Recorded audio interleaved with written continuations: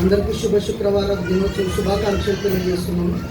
అవకాశం ఇచ్చినటువంటి మాస్టర్ గారికి సిలువలో పలికినటువంటి 7 మాటల్లో నాకు 4 మాటలు ఇచ్చినారు. ఎందుకు శుభ శుక్రవారం శుభాకాంక్షలు తెలుపుతున్నామంటే, ఈ ప్రపంచంలో మొట్టమొదటిసారిగా తప్పు చేయని వ్యక్తి ఎవరున్నారంటే ఒక యేసుక్రీస్తుల ప్రభుల వారే ఉన్నారని మనం చెప్పవచ్చు. పూర్వకాలం అనేది కాదు, క్రీస్తు పూర్వం కూడా ఈ బలులు అనేటివి దేవతలకు బలులు ఇస్తేనే మన పాప క్షమాపణ ఉందని సాంప్రదాయం గత కొన్ని సంవత్సరాలు అనేది కాదు, క్రీస్తు పూర్వం యేసుక్రీస్తుల ప్రభుల వారు పుట్టక మునిపే ఉన్నాయని మనం చెప్పవచ్చు. నాటికి కూడా ఇక్కడ విస్తరిస్తూనే ఉన్నాయి. కానీ ఆ బలి అనేది సరైనది కాదని తండ్రి అయిన దేవుడు యేసుక్రీస్తుల ప్రభుల వారిని మరియమ్మ గర్భం ద్వారా ఈ భూమికి తీసుకురావడం జరిగింది.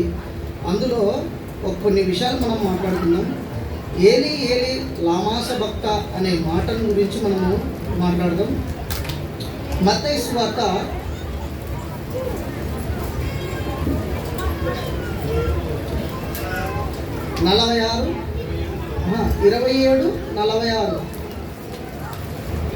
27వ అధ్యాయం 46వ వచనం నుంచి ఇంచుమించు 3 గంటలప్పుడు యేసు ఎలి ఎలి లామా సబక్తా అని బిగ్గరగా కేక వేసి ఆ మాటకు నా దేవా నన్ను ఎందుకు చేయబడిచితివి అనే అర్థం ఉంది. అంటే ఏలి ఏలి లామా సబక్తా అని యేసుక్రీస్తుల ప్రభుల వారు సిలువలో పలుకుతున్నారు. అంటే ముందుగా మనము 3 మాటలు విన్నాము. ఆయన యెరూషలేము వీధులలో ఆయనని కొరడాలతో కొడుతూ ఉంచుతూ ఉంటే కొంతమంది పిడుగుద్దులు గుద్దుతున్నారు. ఆయన సిలువ మ్రాణును మోస్తూ వస్తూ ఉన్నప్పుడు ఎంతో వేదనది, ఇంకా మనం చెప్పలేము. బైబిల్ చదువుతున్నటువంటి మనకే ఎంట్రికలు అనేవి నిక్కబడుస్తున్నాయి. ఆనాటి కాలంలో యెరూషలేములో ఉన్నటువంటి ప్రజలు అంత వేదన చూస్తుంటే వాళ్ళు చెల్లించలేకపోయినారు. కొంతమంది చెల్లించినారు, కొంతమంది చెల్లించలేకపోయినారు అని కూడా చెప్పవచ్చు. అదే మాటకి మనము కొద్దిగా ముందుకు వస్తే ఆమోసు గ్రంథంలో 8:9 మధ్యాహ్నము సూర్యుడు అస్తమిస్తున్నాడు అంట. ఎక్కడైనా కానీ మధ్యాహ్నం సూర్యుడు అస్తమిస్తున్నాడు. అస్తమించడం అంటే ఏం లేదు, పడపరకి పొద్దు మునుగుతుంది అని అంటాం చూడండి, దాన్ని అస్తమించడం అని అంటాం. మధ్యాహ్నము 12 గంటలప్పుడు 9 గంటల నుంచి సిలువను ఆయన స్టార్ట్ చేస్తే 3 గంటలప్పుడు ఈ సూర్యుడు అప్పుడు అస్తమిస్తున్నాడంట, చీకటి పడిందంట. మనం ఒక్కొక్కసారి మనకు వర్షం రావడానికి సూచనలు ఏమి చెప్పడం మీరు, నేను అర్థం కావడానికి చెప్తున్నా, మీరు అర్థం. ఒక్కొక్కసారి గాలి రావడం, ఉరుములు రావడం, మెరుపులు రావడం, చల్ల గాలి వస్తుంది. అరే ఎక్కడో వర్షం వస్తుందో అని మనం అనుకుంటామా లేదా? నిజమా కదా? ఇవన్నీ ఏమంటే వర్షానికి సూచనలు. మనమే ఈనాటి కాలంలో చూస్తున్నాము ప్రకృతి పరంగా ఇవన్నీ సూచనలు. కానీ నాటి కాలంలో యేసుక్రీస్తుల ప్రభుల వారిని సిలువ వేస్తున్నప్పుడు మధ్యాహ్నము చీకటి అయిందంటే ఈ గ్రహించలేని అవు ఏమో జరుగుతుంది కదా అని ఒక్కసారి కూడా వాళ్ళు ఎవరు గ్రహించలేకపోయినారు. అంటే ఇక్కడ చూసి లాజిక్, ఈయన దేవుని కుమారుడు కదా అని కూడా గ్రహించలేకపోయినారు.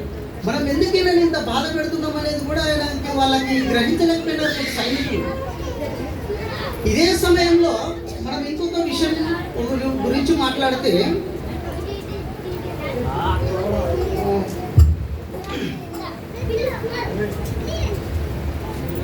అబ్రహాం గురించి ఒకసారి చూద్దాం. అబ్రహాం ఉన్నారు కదా, అబ్రహాము ఇస్సాకును కొండపైకి తీసుకెళ్తాడు. మీకు అందరికి తెలిసిన విషయమే ఇది. ఎందుకు తీసుకెళ్తున్నావు నాన్న అని ఆ చిన్న పిల్లవాడు ఇస్సాకు అడిగితే కూడా తండ్రి ఏం సమాధానం చెప్పలేకపోతాడు.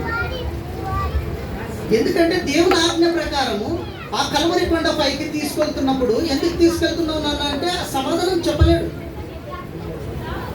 సమాధానం చెప్పలేకపోయినప్పుడు పైకి తీసుకెళ్తాడు. పైకి తీసుకెళ్ళి అంటే ఇవన్నీ సమయం జరుగుతుంది కదా, పండబెట్టి నేను నరుకుతూ ఉన్నప్పుడు ఆయన దేవుడు వస్తాడు. అప్పుడు దేవుడు వచ్చి అబ్రహాము ఆగు, నీ కుమారుని వదిలిపెట్టు, పొట్టెల్ని దహన బలిగా అర్పించు అని ఆయన చెప్తాడు. అదే కల్వరి కొండపైనే యేసుక్రీస్తుల ప్రభుల వారిని సిలువ వేయడం జరిగిందని మనము చెప్పవచ్చు. ఈ సిలువ వేయడంలో ఈ 4వ మాటలో ఏంటంటే ఇంకోటి మానసిక క్షోభ. ఆయన మానసికంగా కృంగిపోతున్నాడు. కొంతమంది శారీరకంగా దెబ్బలు తగులుతాయి, మానసికమైన దెబ్బల్ని ఎవరో గుర్తించలేదు దానిలో. అలాంటి మానసిక క్షోభను అనుభవించిన వారే యేసుక్రీస్తుల ప్రభువు వారని మనము చెప్పవచ్చు. దేవా దేవా నన్ను ఎందుకు చేయబడిస్తున్నావు అనే మాట, ఈ మాట యొక్క అర్థం ఏంటంటే ఆయన తన తండ్రికి మొరపెడుతున్నాడు. తండ్రి నన్ను ఎందుకు చేయబడిస్తున్నావు, ఎందుకు నేను ఇంత క్షోభ అనుభవిస్తున్నానని ఆయనను తండ్రిని మొరపెట్టుకుంటున్నాడు. మొరపెట్టుకున్నప్పుడు ఆయన కూడా ఎంతో బాధపడుతున్నాడు. అంతెందుకు, ఇద్దరు కుమారులు ఉంటే ఒక తండ్రికి ఒకడు బలవంతుడు ఉంటాడు, ఇంకొక బలహీనుడు ఉంటాడు. మీరు ఎవరిపైన ప్రేమ ఎక్కువ చూపిస్తారు? బలహీన పైన ప్రేమ చూపిస్తారు. ఎందుకంటే మీకు చేత కాదు అని తల్లిదండ్రులు వాళ్ళపైన ఎక్కువ ప్రేమ చూపిస్తుంటారు. ఎక్కువ సమాజంలో చిన్న వాళ్ళపైన ఎక్కువ ప్రేమ చూపిస్తుంటారు. మరి ఆయన తన కొన్న కొడుకుని అంత కొడుతుంటే కూడా ఆయనకి కనికరం లేకపోతే, కనికరం ఉంది కానీ యేసుక్రీస్తుల ప్రభుల వారు గొప్పవాడు, సహనం ఉంది. నువ్వు ఎలాగో పరదేశికి వస్తావు, కానీ పరదేశికి రాని వాళ్ళు మన పిల్లలు ఉన్నారు కదా, వాళ్ళ కోసం నువ్వు బలి కావాల్సిన అవసరం ఉంది అని దేవుడు ఆయనని ఎంచుకోవడం జరుగుతుందని మనం ఇక్కడ చెప్పవచ్చు. ఓకేనా? దేవుడి కొద్ది వాక్యం దీవించి ఆశీర్వదించును గాక. చక్కగా వివరించిన